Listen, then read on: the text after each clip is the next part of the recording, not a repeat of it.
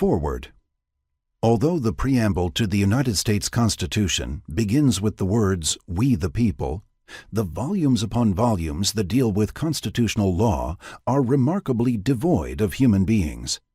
How many Americans, of the huge number who have heard of Brown v. Board of Education, know that Brown refers to Oliver Brown and his 8-year-old daughter Linda in Topeka, or know anything about the long struggle of their family to bring the case before the highest court in the land?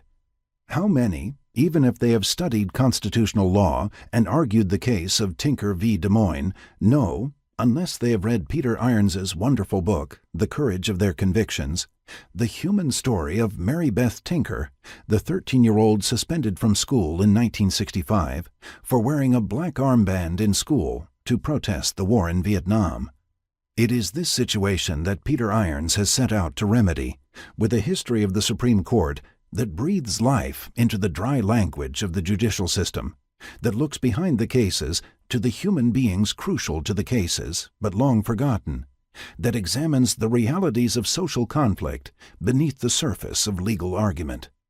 The document created by the Founding Fathers was born of intense conflicts of race and class, yet there has always been a certain aura of disinterestedness around the decisions of the Supreme Court, notwithstanding the adversarial character of the cases before it.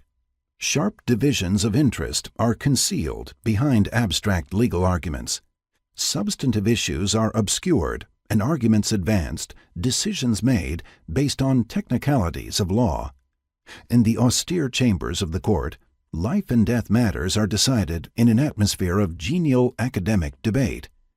It is a contribution of this book that the human beings behind these legal arguments are brought to the fore, giving the debates their proper significance. At the highest levels of legal discourse and embedded in popular belief is the notion that something called precedent has ironclad power. The result of holding to this was long ago observed by Jonathan Swift in Gulliver's Travels. It is a maxim among lawyers that whatever hath been done before may legally be done again, and therefore they take special care to record all the decisions formerly made against common justice and the general reason of mankind. These, under the name of precedents, they produce as authorities, to justify the most iniquitous opinions, and the judges never fail of directing accordingly. Swift's irony is an exaggeration, of course, but with a great deal of truth in it. The deference to precedent, without regard to common justice, will be found again and again in these pages, as Professor Irons takes us through the fascinating history of the Supreme Court and its decisions.